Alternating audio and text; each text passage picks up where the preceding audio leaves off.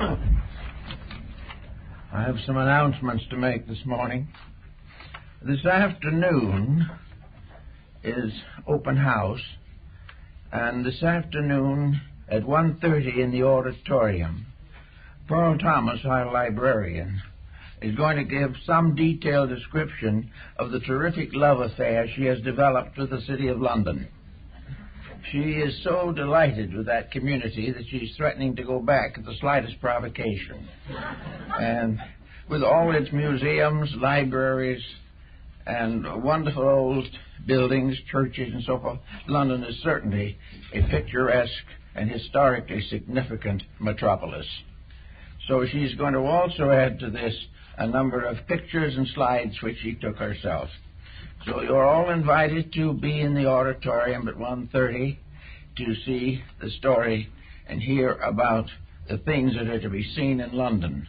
I can vouch for the fact that these things are very real and of interest to most people.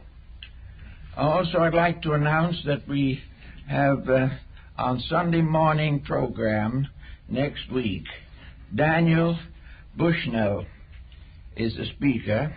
He will talk on the subject of what is the spiritual life. He is the leader of a choir group of 35 singers who will also be present on the stage at this time. Several numbers will be given before and during the talk itself, which will be interwoven with the music that they will perform. We hope that many of you will be able to attend this program, which should be very interesting. And don't forget that next Sunday you're on daylight savings time. Now we can proceed with the business of the morning. There was an old Greek philosopher.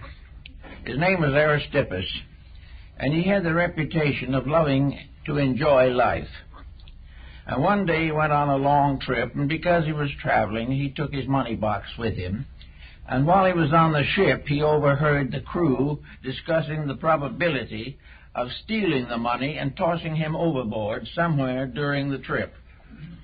Well, this kind of annoyed Aristippus.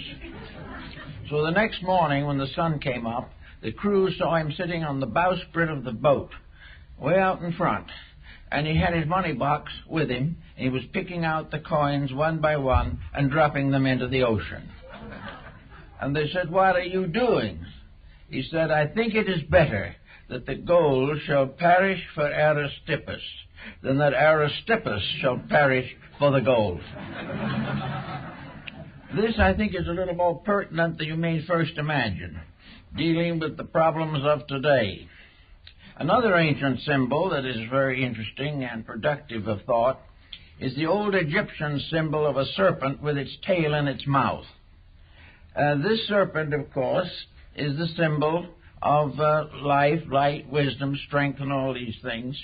But when the tail is in its mouth, the Egyptians tell us the snake was eating itself. It was living on its own body. And finally, it would reach the point where there was nothing left but its head and nothing else left to eat. This also is very pertinent to the moment, with problems that are existing around us every day. Now, this problemed world in which we live is responsible for a great many problems. And these problems are, many of them, well within the boundaries of crime. We are creating a cultural misunderstanding. We are losing sight of the essential values of life. And in so doing, we are endangering the survival of our way of life. In order to enjoy the securities that are ours by intelligent effort, we must protect ourselves against the abuse of those values without which civilization must collapse.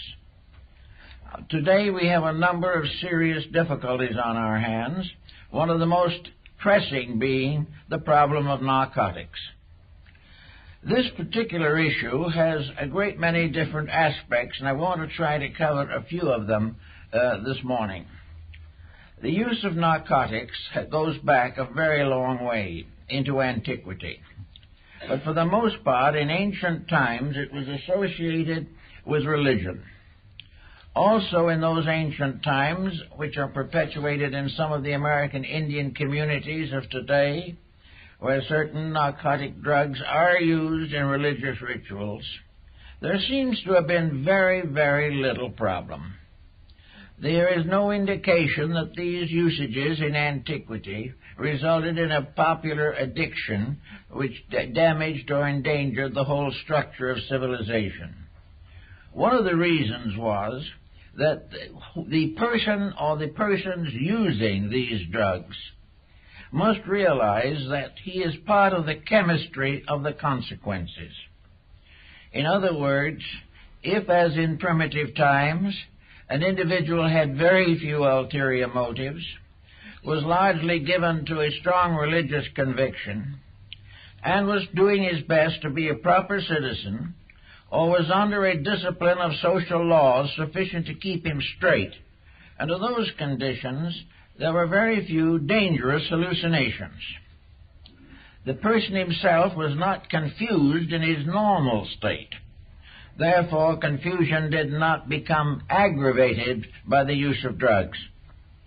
In the oracles and so forth, only those who were of pure mind and pure heart were permitted to give oracles induced by volcanic fumes or any other medium.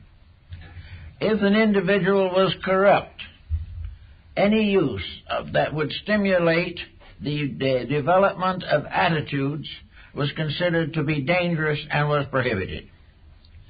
So what we are suffering from, in part at least, is the subconscious being released and bearing into the objective a mass of confusion, discord, dissatisfaction, disillusionment, and frustration.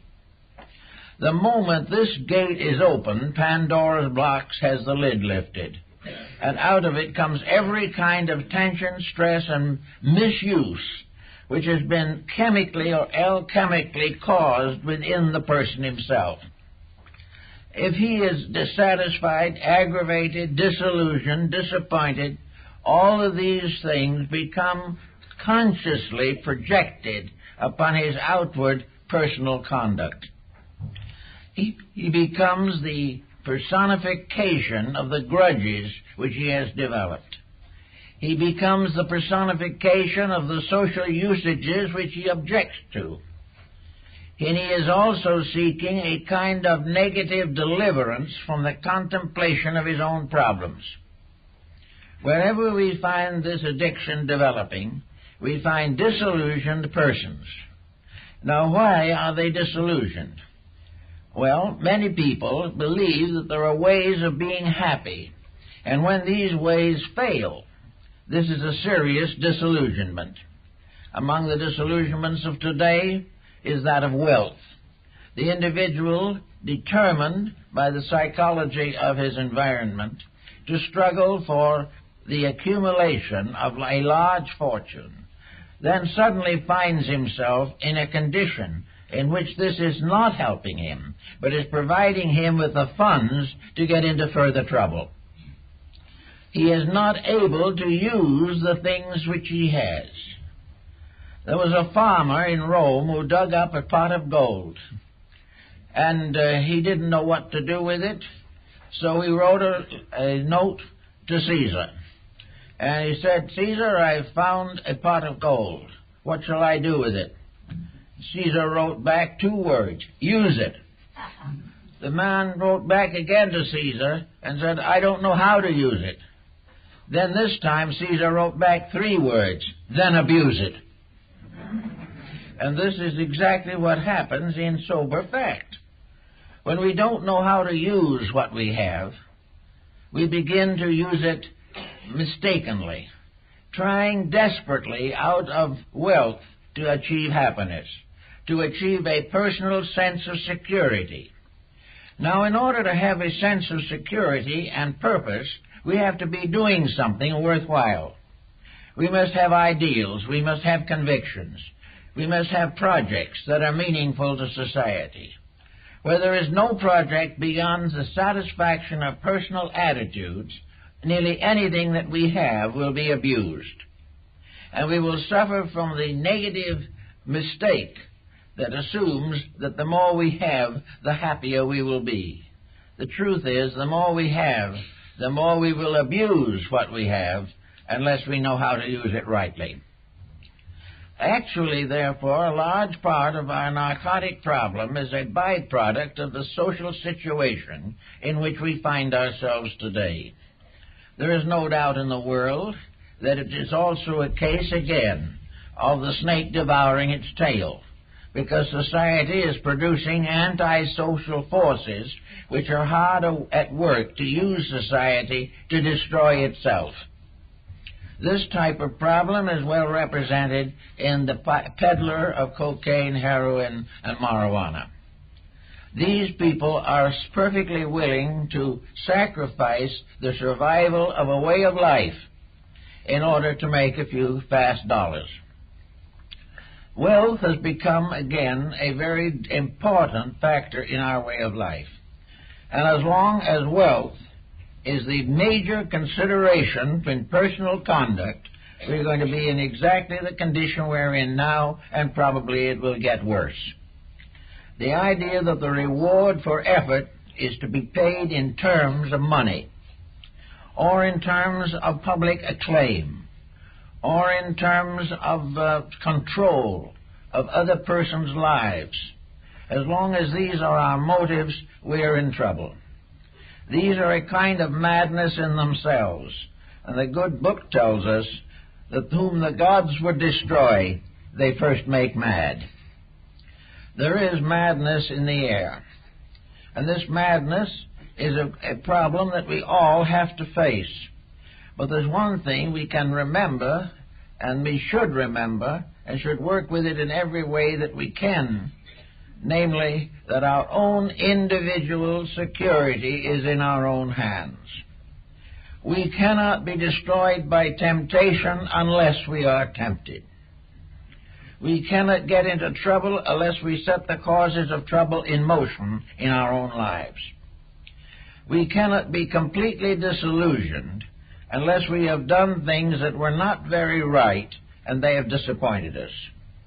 The individual is not in any real emergency as long as he stays sober, thinks straight, and does all that he can to deepen his understanding of the official and natural principles of life. We live in a world that can take care of us beautifully. We live on a planet that has much to bestow. But if we go to work gradually and relentlessly to destroy our own resources, whether they be social, geographical, or psychological, if we keep on destroying them, wasting them, perverting them, we can get this old planet, which is such a willing and wonderful servant, into a very desperate situation. We have to begin to take some kind of serious thought on the problems that confront us. A new generation growing up today is really in serious trouble. It is growing up in a world that has lost the name of conduct and tradition. It is no longer controlled by anything except personal ambitions, dissatisfactions, and various forms of anarchy. The individual growing up has much to tell us that we should listen to. First of all, somewhere along the line, he may turn and say, if I had had a different education, I might have done better. With an entirely inadequate schooling, I am thrown into chaos.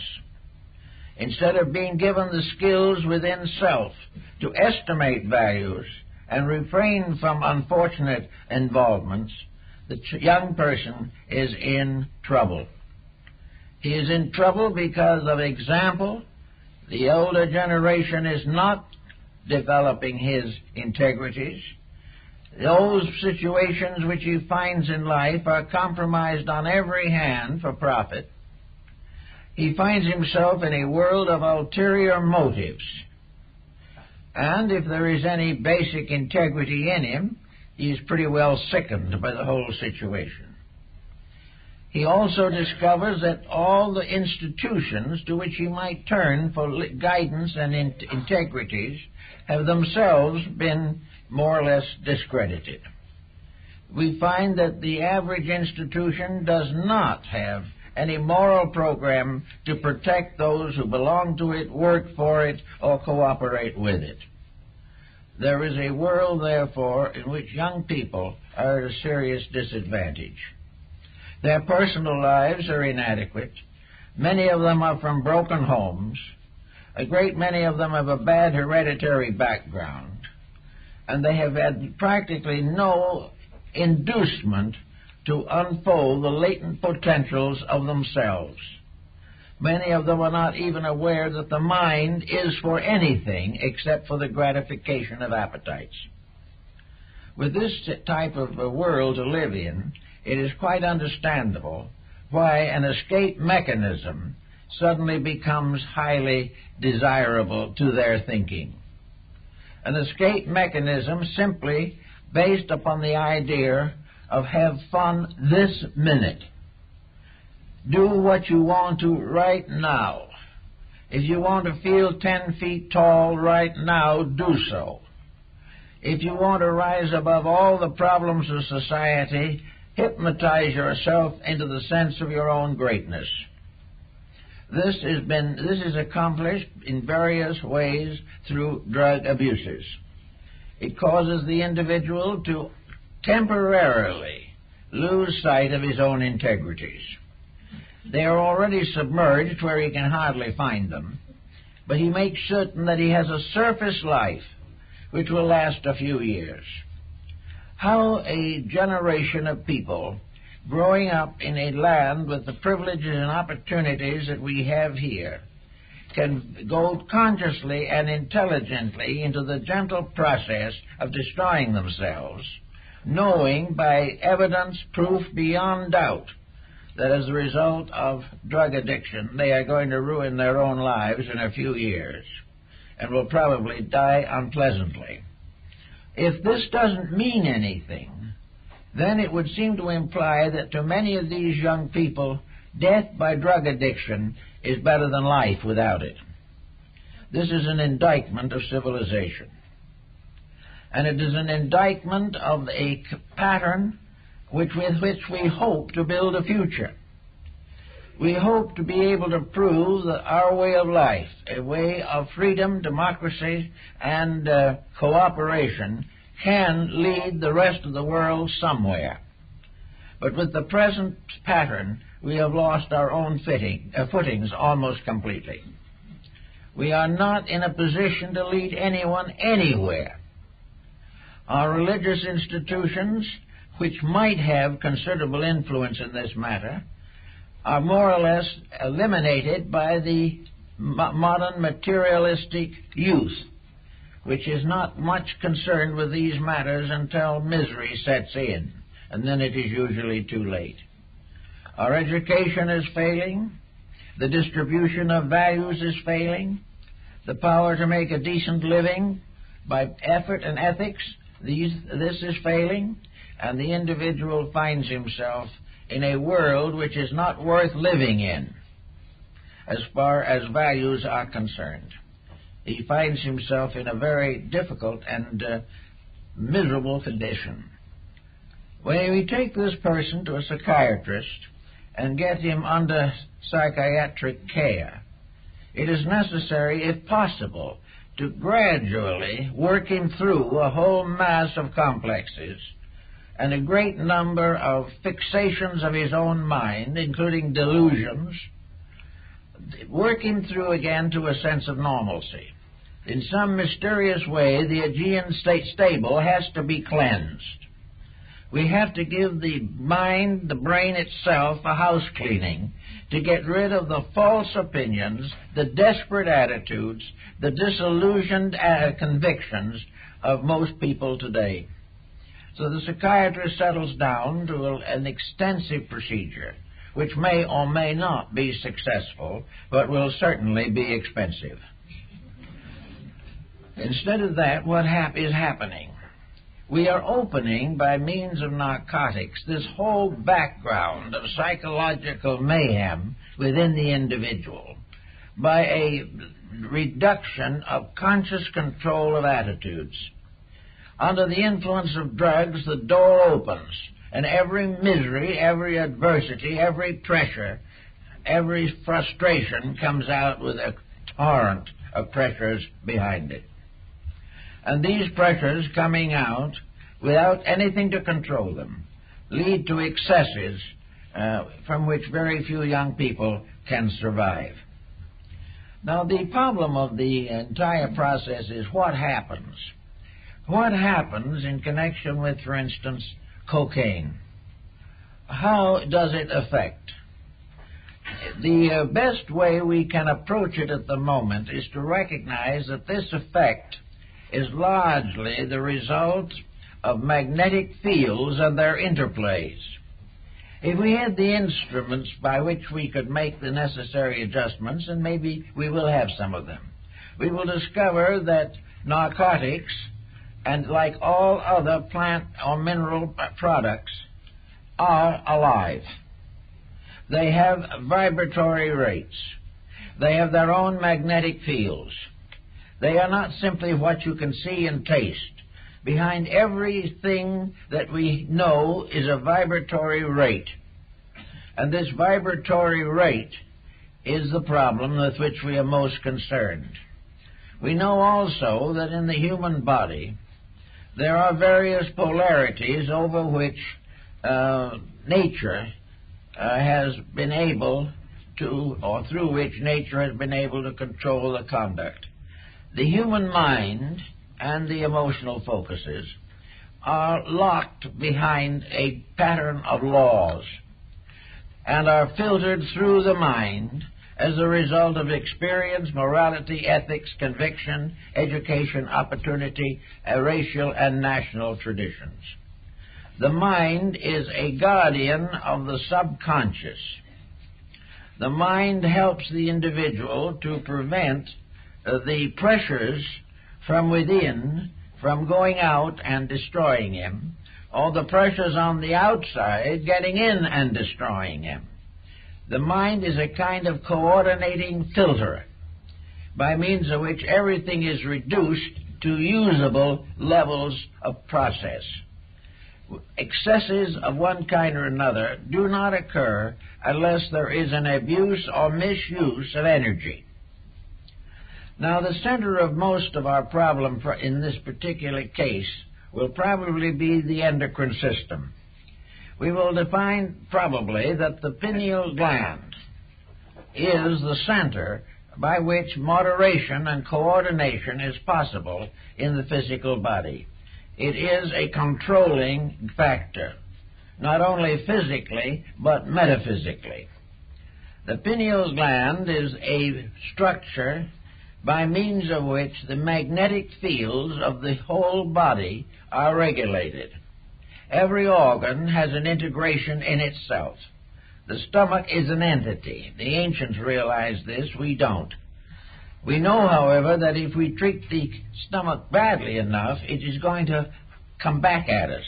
It is not going to accept abuse without resistance. If, however, we pay no attention to a reasonable request for reformation, then the various organs and glands and so forth settle down to suffer, deteriorate, and finally lose control of the functions which they are supposed to regulate. It seems very likely at the present time that the individual using certain narcotic drugs is breaking down the protective structure between the inside and the outside of himself. He is passing gradually from a real and existing thing into a kind of dream world, mostly nightmares. He finds himself in a vista or a rate of vibration which normally he is protected against. It is this same rate around which nearly all the traditions of magic were built. It is this mysterious rate of energy that is the controlling factor in determining right and wrong in conduct. It is also a door leading into the invisible realms, which are populated also by rates of energy, rates of vibration, which are received into the human consciousness very often as beings or entities. Here we have, therefore, a person who is not able to adjust in this world, suddenly being confronted with a series of phantoms which are phantasms of his own brain miscalculations. The door leading into the subconscious being opened, a mass of miseries come out. One simple example I remember that came into my particular observation was a young man who had a very interesting but tragic life. He belonged to a minority racial group, and from birth and childhood had felt the oppression of the popular opinion against the people with whom he was related. He was hurt, damaged, antagonized, frustrated, and finally became actively rebellious. With the power of economic need and with the profession for which he had been educated, he was able to keep this particular problem rather under control. He worked out some of it through dream symbolism, he worked out some of it through psychological counseling, and he worked out some more of it by being busy doing things that took his energies and gave him a certain sense of fulfillment. Somewhere along the line, this individual suddenly developed an addiction to alcohol, which is, of course, not by any means as excessive usually as some other addictions. But within 3 months, this man was destroyed. The moment he lost the control of his own conscious mind, every misery, every persecution, every bit of misfortune that went back for generations in his family surged out, and he actually committed crime. He would never have committed crime had the pressure within himself not been so intense, and the defenses against it had been gradually removed by alcohol. Therefore, any individual who is not happy in a normal state will be more unhappy under the addiction of any form of stimulant which breaks down the defenses of the conscious character of the person. Nearly everyone is born with a dual nature. He is born with the instrument by which he can adjust to society and by which he gradually converts himself to a reasonable way of life. In order to accomplish this, however, you have hereditary factors, you also have early environmental conditionings, and you have the larger environment of social existence. Where the person grows up in a comparatively secure atmosphere, he has not too much danger of any serious drug habit. But where he has not had any fixation of character, he's had no structural support, the situation gets worse and worse.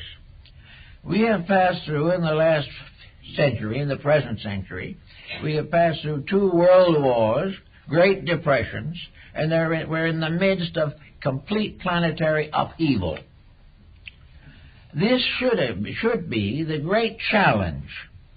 To meet this, every individual should be using the very best mental equipment that he has. He should be thinking seriously on the ways in which he can think straight in a crooked situation, how he can survive all of these difficulties simply because he has resources within himself that are stronger than the pressures on the outside. Today, the average young person does not have these resources, and older persons in various walks of life also lack these resources. It is not today very good or easy to find the type of life that would contribute to security. If we go into, for instance, our entertainment world, we find that the entire programs of television, stage, theater, all these elements are completely corrupted. They are broken down into the gratification of the very miseries with which we are trying to protect ourselves against. We are in the place of a series of phantoms, illusions, dream images, imaginary stories, all kinds of psychological pressures that exist for only one reason, namely to make money. We are supposed to have these because a larger audience watches them. And a larger audience watches them because more people are sick than are well. Therefore, the individual who is in the midst of a frustrational mess himself can identify with misery, but cannot identify with growth, progress, and harmony. Actually, the entire situation is closing in because of the incredible stupidity of people. It is due to the fact that with all our thinking and with all our planning, our great dream in life is to live in a peaceful world, happy and well-adjusted, without sacrificing any ambition, any selfishness, or any misuse of energy or waste of time. We are supposed to be able to perfect the world as it is, keeping all of the factors that we enjoy as amusement or for profit, and at the same time live noble and exalted careers. It just cannot be done. And we are going to face it more and more as time goes on. Now, the factor of karma plays an important part also in this situation. Karma is individual, and it is also collective. Karma can be a long-range procedure in which the individual brings with him into embodiment the debts unpaid in time past. It also can lead into the future, so that present action may have its ultimate conclusion far beyond the present day. Now, we may assume, and most people must assume, that the karma which we have brought with us into life is a mixed blessing. This doesn't mean that none of it is good. There are many wonderful things that we bring with us. In fact, nearly everyone is born with an idealism of some kind. He is not born without it, but it is taken away from him in his formative growth years. He comes into this world to enjoy the wonders of life. As a small child, he sees around him only wonders and mysteries. But if the family is close, his childhood is happy. But the average family is not close, and this is partly due to economic situation, in which the child's misery results from the necessity of the parents to take care of the economic conditions. On the other hand, this is also often abused, in which the parents take on extravagances and personal pleasures beyond their means, and then blame that for the fact that they cannot take care of their families. So into this world, the individual comes with karma, but he nearly always comes with a great deal of potential. One of the terrible tragedies of the modern world is that most persons are born and die without releasing the internal potential with which they were supposed to build a life. Instead of releasing potential, they are simply smothered by outside pressures.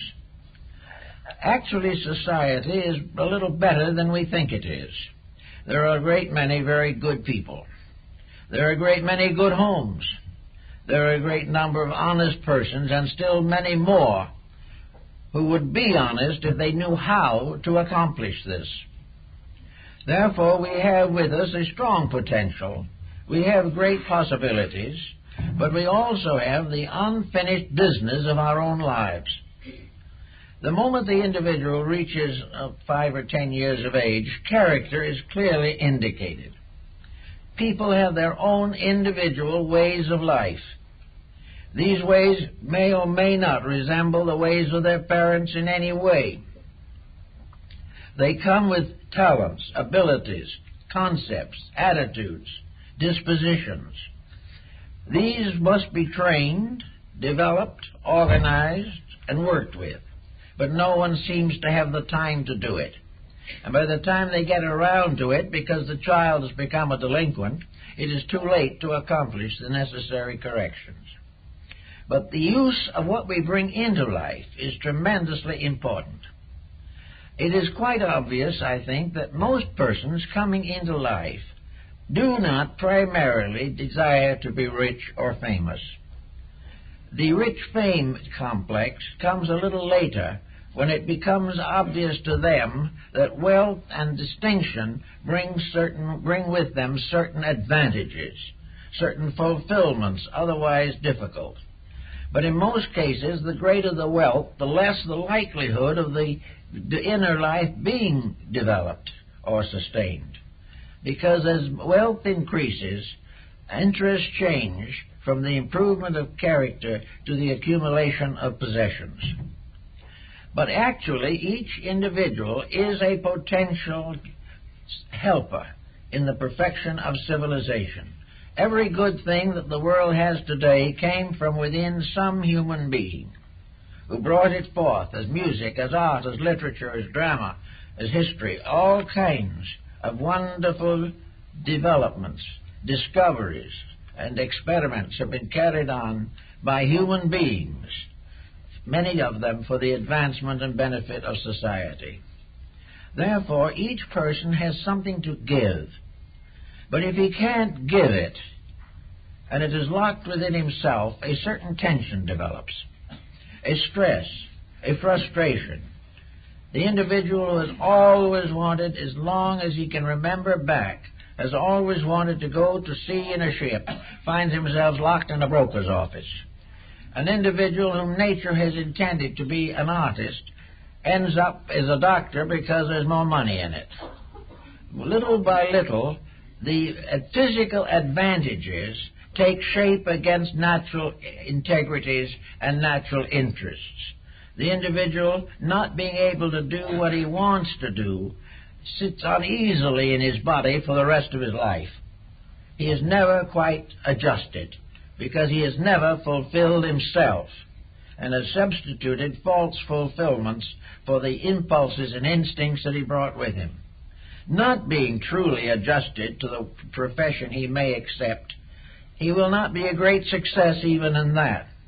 And not being a success in anything, he finds it becomes a great fatiguing factor.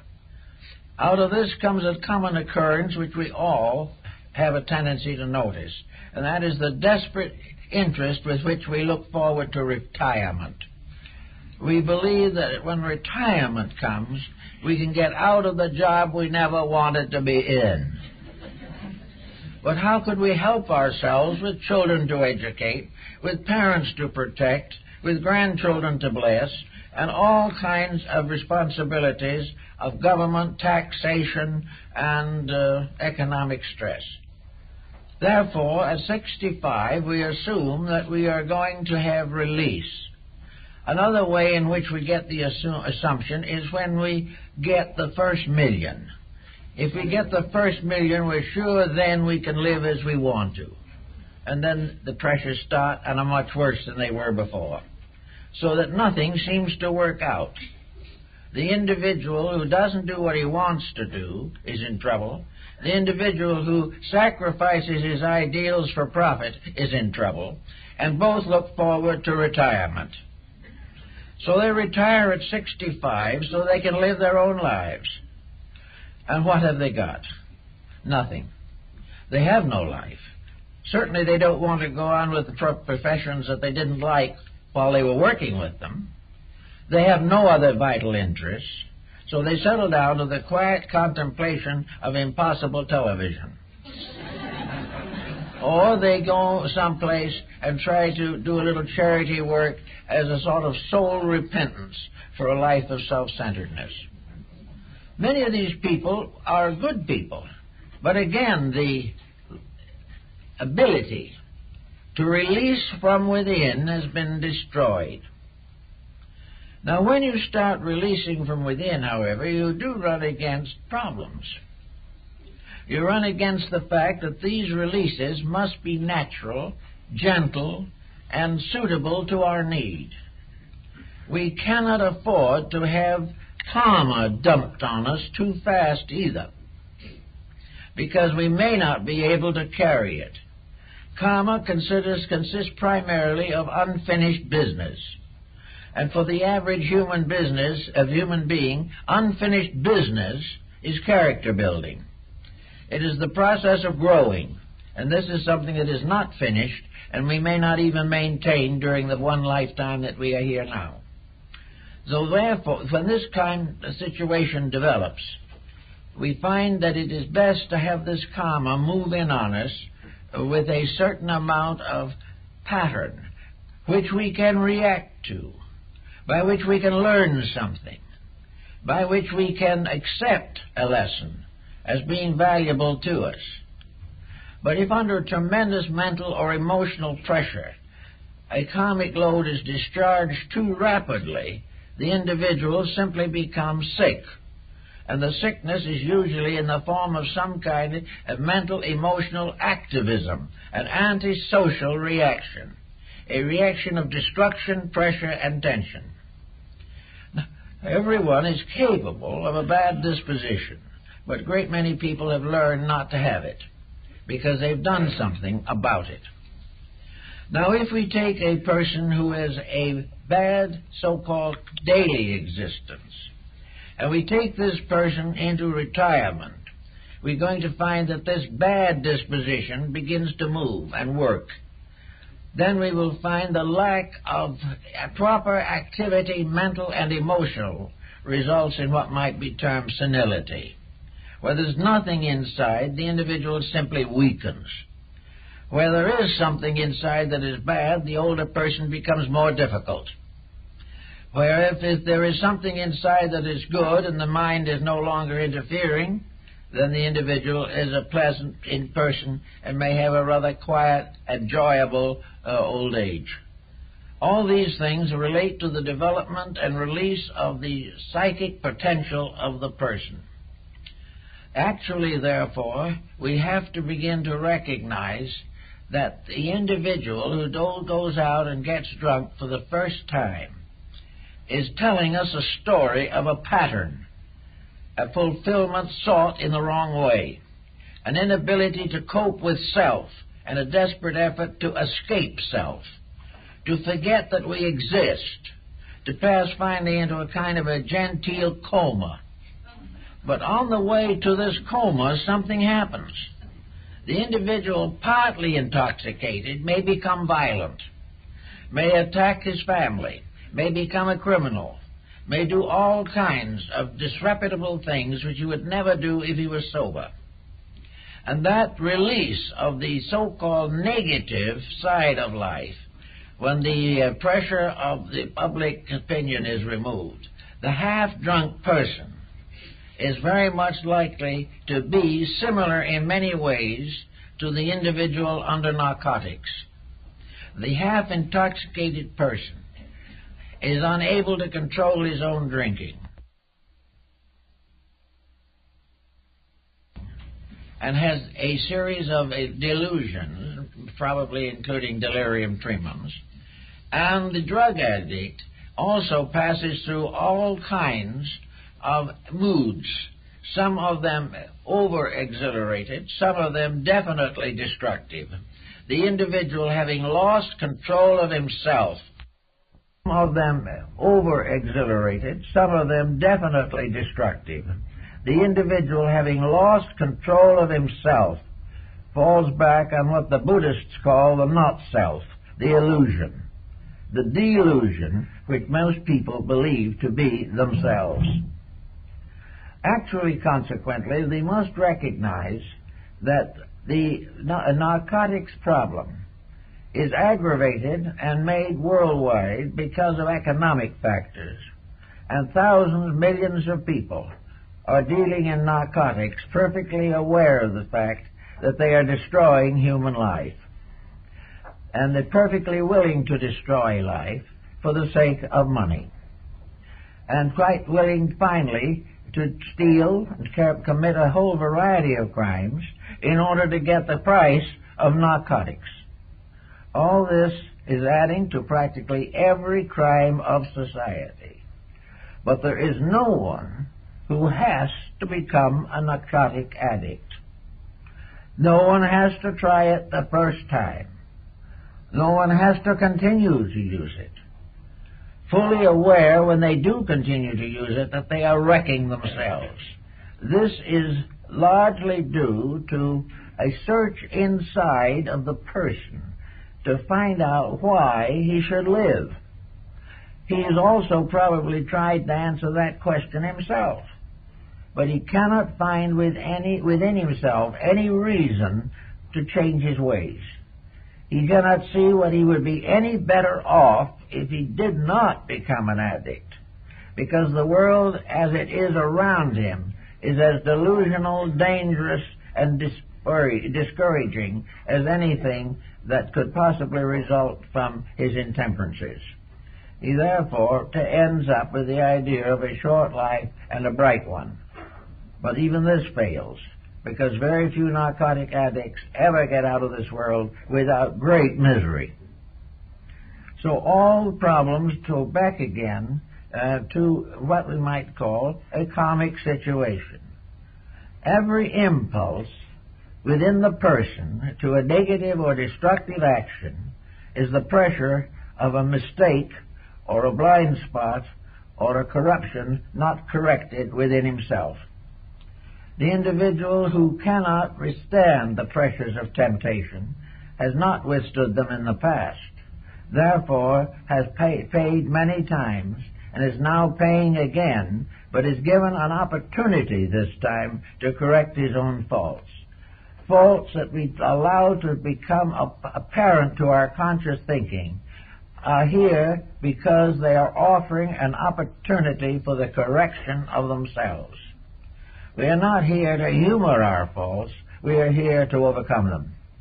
Every fault overcome is the end of a karmic pressure. And a karmic pressure which we have brought with us may contain within it the whole sad history of the human race, for much further back than we realize.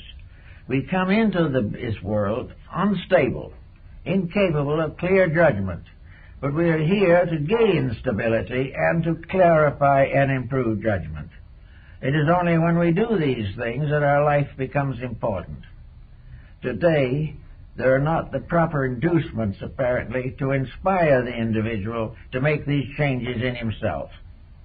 Actually, how many people really respect their own lives? How many really say that their life is important to them?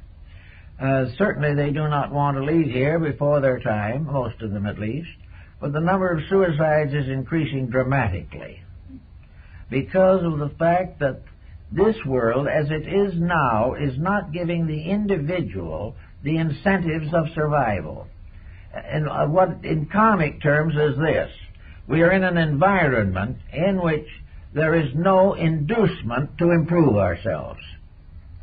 There are inducements to be more wealthy, there are inducements to physical pleasures or excesses, but in terms of growth, there are very few inducements for the individual to be a better person tomorrow than he is today. All the inducements are clouded. All the indulgences stand out as possible temporary solutions to problems for which a real solution is not available. So this world as it is a great inducement to leave karma uncorrected. And one of the ways in which we can do this is to have our minds taken away from our own faults and shortcomings.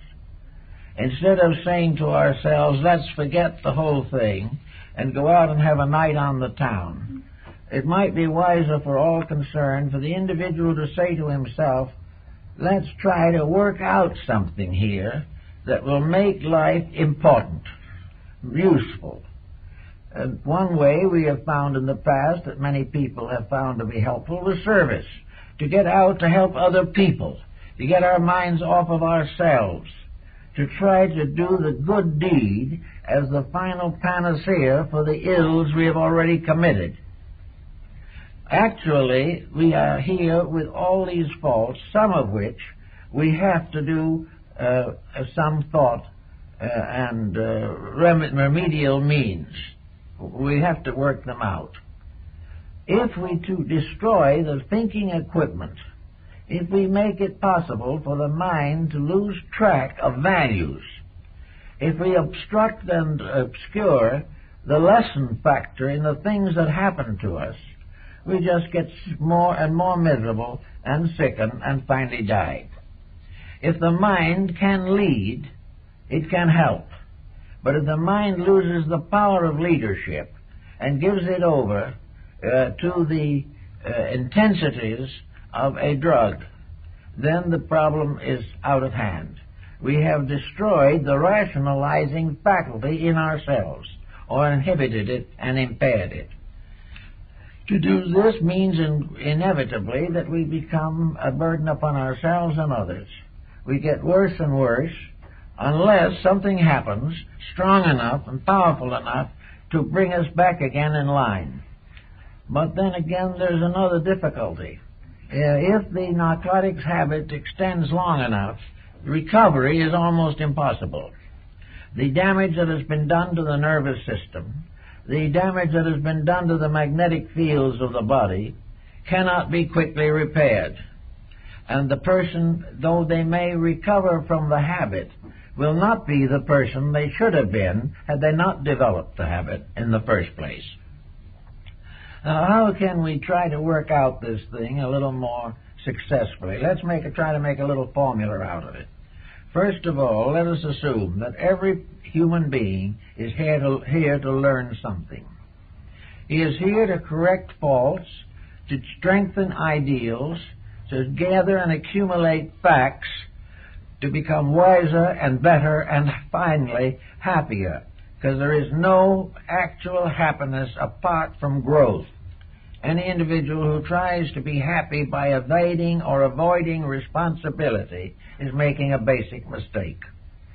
Therefore, assuming that we are here to do something worthwhile, this next problem comes in, of course, is to preparing ourselves for this worthwhile activity. Normally, parents who really care for their children will do what they can to help them in this orientation. In the older days, when life was much simpler, it was customary for children to follow in the trades and professions of their elders. The shoemaker's son became a shoemaker. The sailor's son went to sea. The minister's son became a preacher. These were the common procedures of the time, and the parent constantly gave what he could of his own experience to advance the cause of his children. He tried to help them to be the persons that they could be, or at least he thinks they could be. All this made a more or less secure situation in a sense. It might have frustrated some personal ambitions, but they were not very strong at that time at best. The individual was brought up within a pattern in which education began by example and was cultivated by a family that sincerely had affection for him and was given every possible opportunity to fulfill a useful career. This was equally true of both men and women. Today, this has practically changed. There is no longer this type of thing.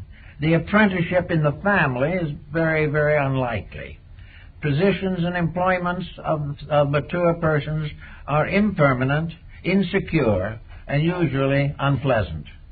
Therefore, each has to start and build a complete career without benefit of parental guidance or parental assistance or assistance through the educational structure. So each person has to work it out for himself. Now, if he can reach a certain age, say around 20, without being completely contaminated, he has a good chance of working out something worthwhile. He can be an individual and do his thing instead of being bound into something. I read in the paper not long ago that Walt Disney on one occasion told a friend that he was a grade school dropout. Disney had practically no formal education, but he did rather well because he did his thing. He did what he wanted to do, and he didn't depend upon schooling to obliterate or deform or distort his own feelings on these matters. And this is true in a great many instances. If the person can reach the time of decision in life without having this decision corrupted, he will probably be able to make a useful and important contribution to society. And education may help him. It may be able to give him a fuller understanding of practical ways of helping. Education may provide him with the instruments of service, which will be of value to him. But it is the instinct within himself to serve that must be preserved, or else the techniques are worse than useless, and will end again in exploitation.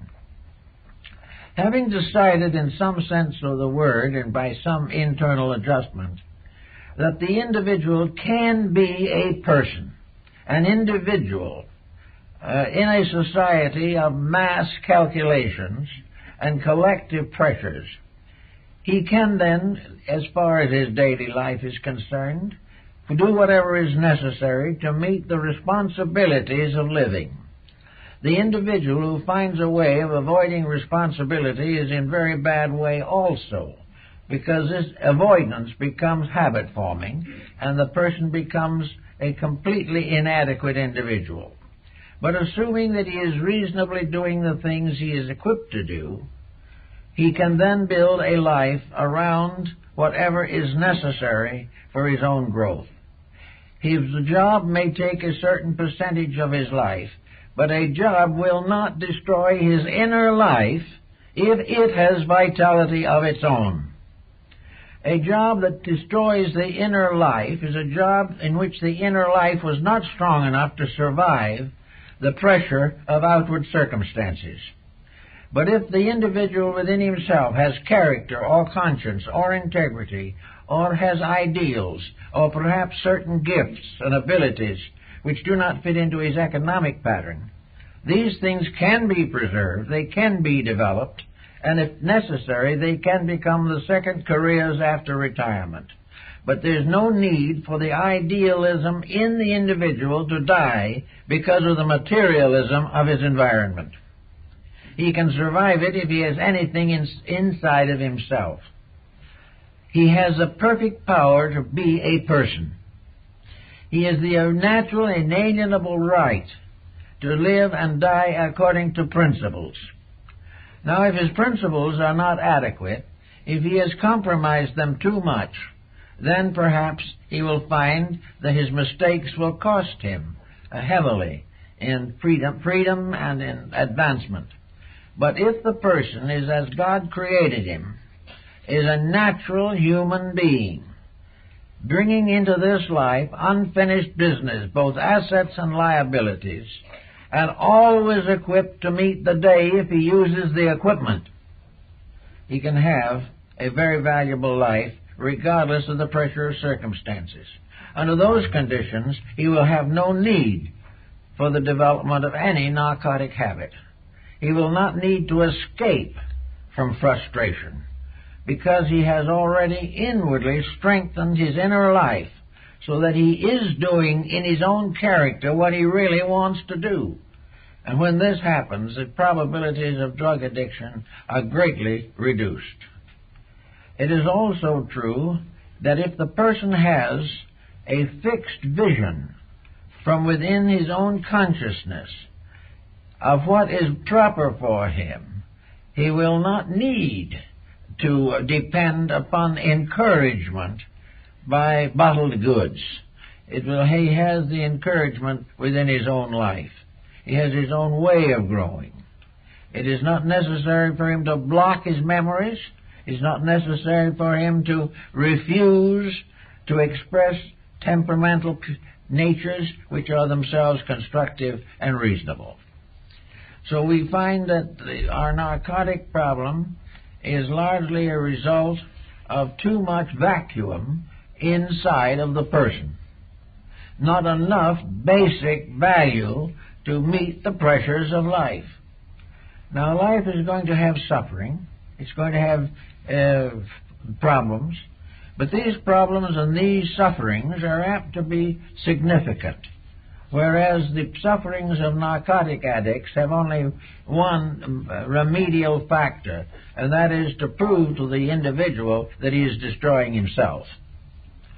I think we have another very interesting point to make in connection with this problem of getting oneself in shape of some kind and in some way. Most people today who are interested in better things in life have a realization that there are esoteric factors in the human compound. We realize, for instance, that man lives not only in the visible world, but in an invisible environment. That this invisible environment, or the etheric diffusion in which the physical matter of life exists, is under the rulership of the lunar principle. And it is this principle by means of which the constant vacillation of energies and emotions and thoughts that this motion is maintained. In this also, according to the ancients, and perhaps they were right, who knows, this borderline between the objective and the subjective is also the sphere of ghosts. It is the sphere of beings that never had existence in the physical world, for there is no plane or stratum of nature that is not inhabited. It is also a place where, according to the ancients, earthbound spirits wandered about in all kinds of unpleasant conditions, where the individual who has been bound to some negative situation holds on to the situation after death and does not even know that he is dead. He continues to be the possessed or obsessed being that he was in life. Now, in this environment also, we have the source of a great deal of psychic phenomena. We are beginning to recognize that we can no longer throw away the possibility of psychic phenomena. We are no longer able to say that these metaphysical situations do not exist. Day after day, we get more supporting evidence that psychism is a reality. But we also get some rather unpleasant witnesses to the problem. We find out that most of this psychism is rather detrimental to our daily life. A psychic experience which is merely an embodiment of ambition may make us feel that we are too big for ordinary labors, that we have been given a special dispensation, and then we start off on a long program of self-illusion. And disillusionment comes later and is hard. But it is also true, beyond doubt, that the Greeks and Egyptians were partly correct, at least, when they pointed out that all forms of narcotics formed a connection between the physical body and the etheric realm in which it exists. That this was a strange realm of pressures, that these pressures could be thought forms, emotion forms, vibratory centers of energy, by which the individual is as though in a great ocean filled with living creatures of its own. As long as the magnetic field is maintained, as long as the protective armament, which is then called in the Bible the full armor of righteousness, is protected, and the individual is a reasonable person, not damaging his own psychic factors, he is in very little trouble. There is not one case in a million where a person who has lived a straight, upright, constructive life has unpleasant psychic experiences. They are reserved for persons who are already unpleasant somewhere inside themselves, and it's simply expressing its own nature. But in this psychic atmosphere of things, we know that there are all kinds of dreams and phantoms. And in these phantoms and these dreams have a tendency to make cowards of us all, as in the soliloquy of Hamlet. We are in the presence of an invisible realm from which we are marvelously and wonderfully protected, because we have a particular job of our own to do. We are here to make an adjustment, to redeem our own world and redeem ourselves in that world. But if we, by negative means, create a negative psychism, if we break down the protecting barriers between this objective life and the strange, misty realms of the great unknown, we can get into very difficult situations. And this, of course, is one of the great problems of all forms of delusion through drugs. These delusions can be sometimes very frightful. The individual goes through all kinds of torments as a result of something that he doesn't understand. He has allowed himself to fall as a living creature into something that resembles the purgatorial realm of the ancients, this mysterious psychic field in which the physical life exists. It is very much a mistake to permit this psychic field to overwhelm us or drown us. This problem that is the same as being drowned in the ocean. If we cannot swim, we will sink. And if we may be a good yogi, maybe we will float.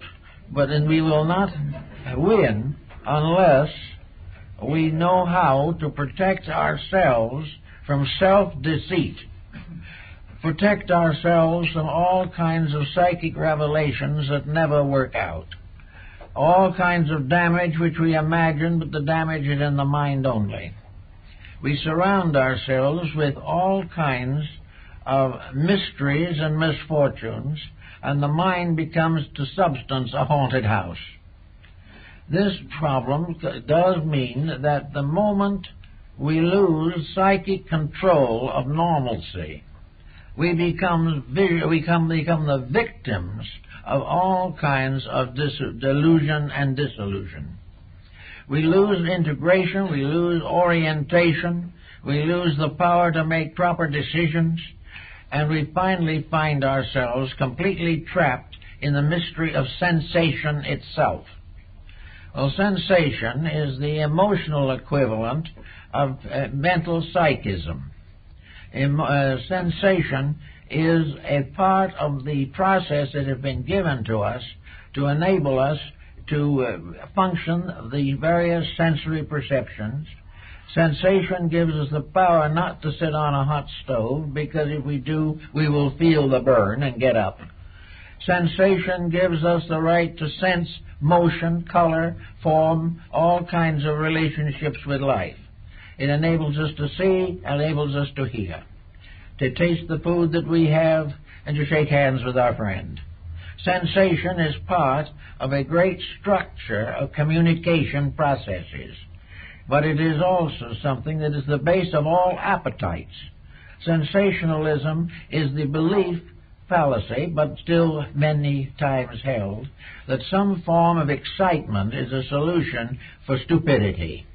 That if we can get excited enough, worked up enough, and forget ourselves enough, we will be happy. This doesn't happen either, because there is always in these matters the morning after, and that is usually deadly. But sensation, again, getting out of hand as a result of psychic pressures, is exaggerated and amplified by narcotics.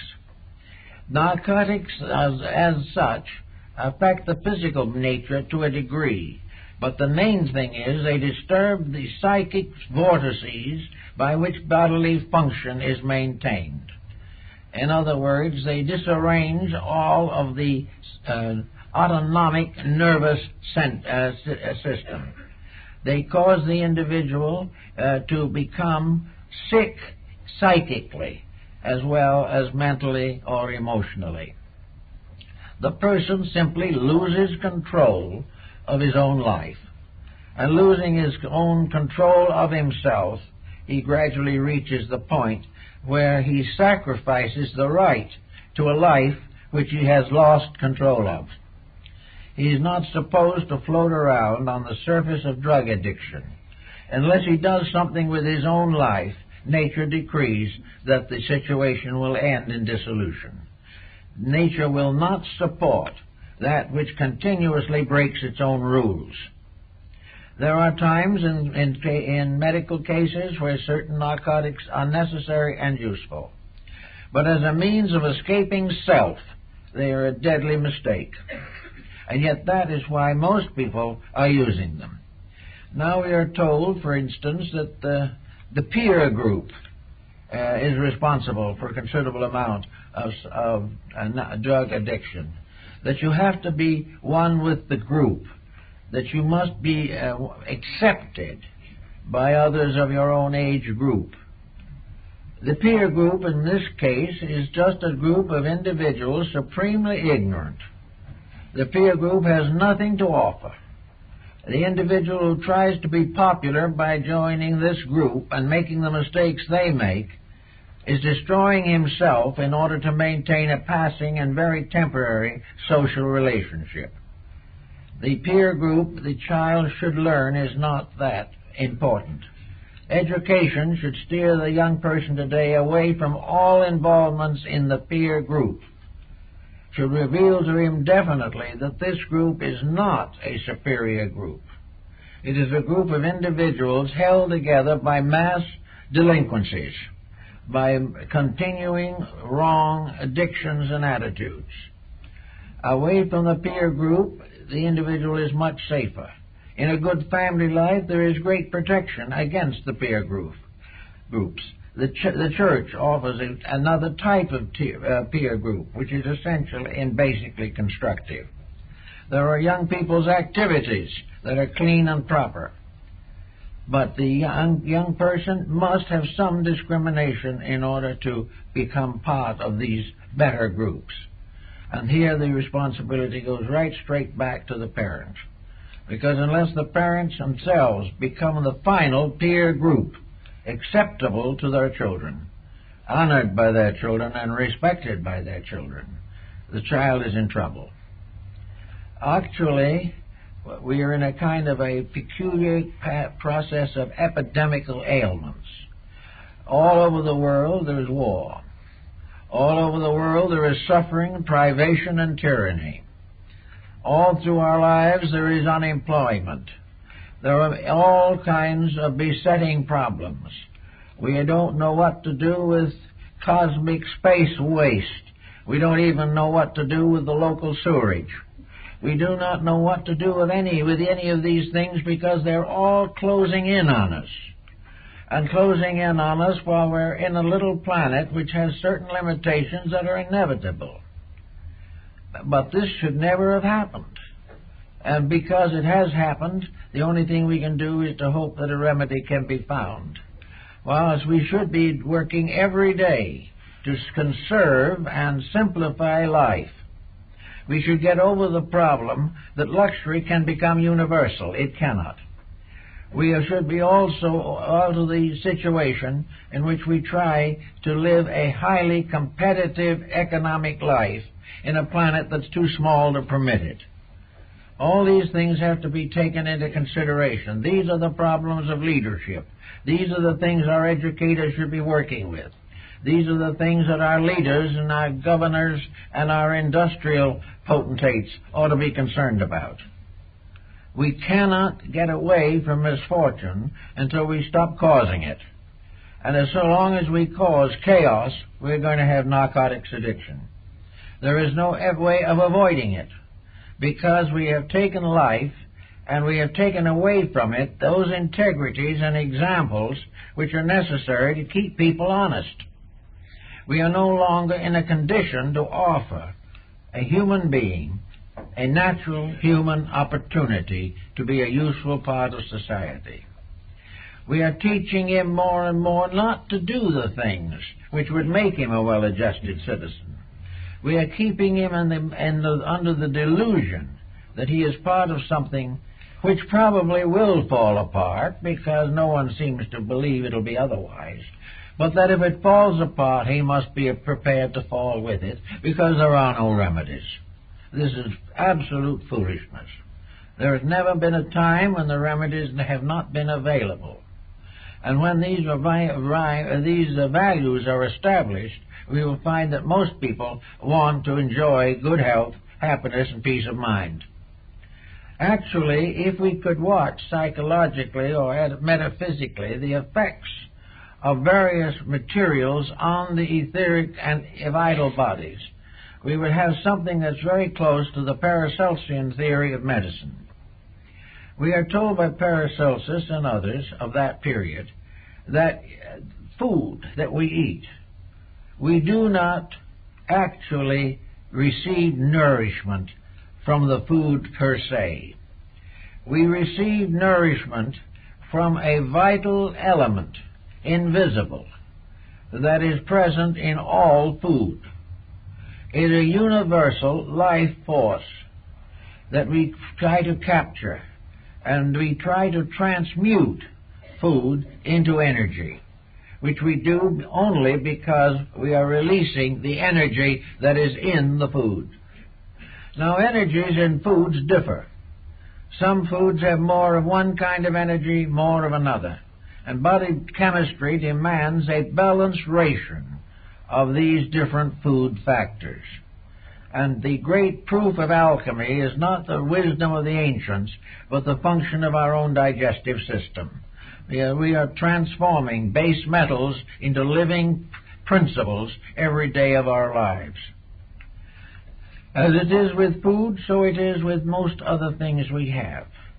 The education we get is a form of nutrition. It is not the education per se, but the energy of thought and initiative which it releases in us that is important. Here is where the alchemy takes place. Facts become truth by alchemy. The alchemy of insight, understanding, and capacity. The same is true in our emotional life. Our affections are not physically, actually, the cause of happiness. It is the higher vibrations or octaves of our feelings that become nutritional to enrich our lives, to enrich our relationships, and to become the basis of proper marital happiness. The same way with all of our thoughts and minds. It is the transmutation by an alchemy of understanding that lifts all things from a standpoint of dead fact to living truth. And this chemistry is going on constantly inside of ourselves. And it is this that does the good thing for us. But the wrong diet makes us sick. The wrong emotions make us unhappy. The wrong thoughts make us miserable. Therefore, if the food is wrong, it is not any good to us. And today, humanity, mentally, emotionally, psychologically, and religiously, is largely on a diet of junk food. It is not just the physical junk food. It is the fact that these junk foods destroy or fail to nourish the invisible energy fields with which they are involved. Having become sick with junk food, which in this case can be world propaganda, reports and rumors of war and disturbance, we do what everyone does who is sick. We try to combat the difficulty by a trip to the doctor. The doctor tells us that we need a little more vitamin, that we've got to cut down on this, that our cholesterol is too high, that our blood pressure is too high, that we are not getting enough calcium, that we're not getting enough this, that, and the other thing, and we go into a great nutritional routine. Perhaps it helps. It probably does. But let us also realize that psychologically, we cannot really depend upon drugs to take care of things that belong to the invisible levels of character. We are all suffering from the junk food of world as it is today. The news is junk. All these things are destructive.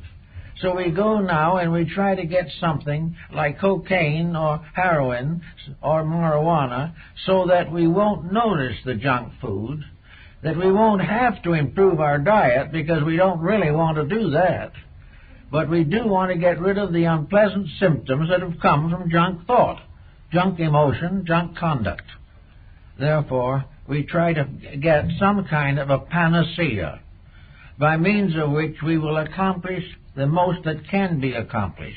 Namely, that ultimately we will reach a point where we won't worry at all because there will be nothing to worry with.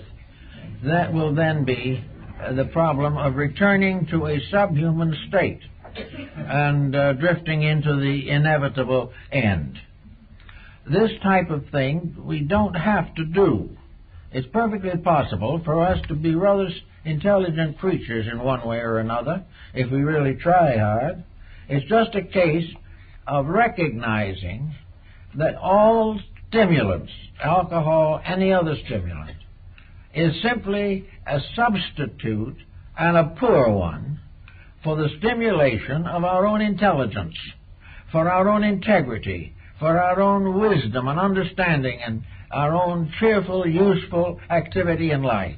An enthusiastic person with a job, or one who is preparing for a job he likes, who is succeeding in the daily experiences of life, has no need for involvement in any form of narcotics or alcohol.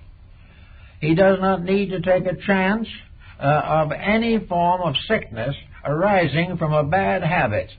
And all habits that seek to prevent the individual from thinking are bad habits, because he is here to think. The human being, as the Hindu says, is the embodiment of manas, the mental principle. It is the purpose of the individual to perfect the functions of the intellect, to cause the intellect to ascend to a more rarefied atmosphere and become the gateway leading into the spiritual world. It is through the mind that the individual can ascend to union with his own soul, with the best part of himself.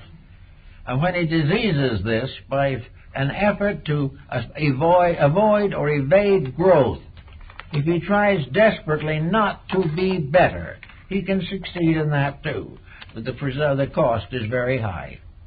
It is much better for the person to realize that by keeping the channels of the nervous system, particularly the autonomic nervous system, and the function of the ductless glands, normal, constructive, and helpful, he will have the strength and resource to meet practically every problem of life. And any individual who doesn't want to grow, isn't willing to do a little worrying, and will not devote some time to self-improvement and to the service of others, such an individual is not entitled to any of the better things of life. But he doesn't have to react to the worst things in life. He may remain unadjusted to life. But now the temptation is to hide his inabilities from himself, to avoid contemplating his own mistakes. And then comes the narcotic addiction, and the person is in really serious condition. So let us really then be satisfied to enjoy our own mistakes. Let's recognize them as challenge. Let's know that we're not perfect and weren't intended to be at this particular time. But we are all here with the glorious possibility of learning something, becoming better, facing our problems intelligently, and staying awake to the world's work and the world's labor, and not trying to find some kind of a pill that'll put us to sleep while we're still alive. What we do not need is to sleep while we're alive. We are here to learn, and we are here to rest. We are here to live in this world and meet its problems. If we do so, when time comes for sleep, we will rest well. And when the time comes for a larger sleep that brings with it further opportunities, we'll be ready and carry on as we should. Well, that's it.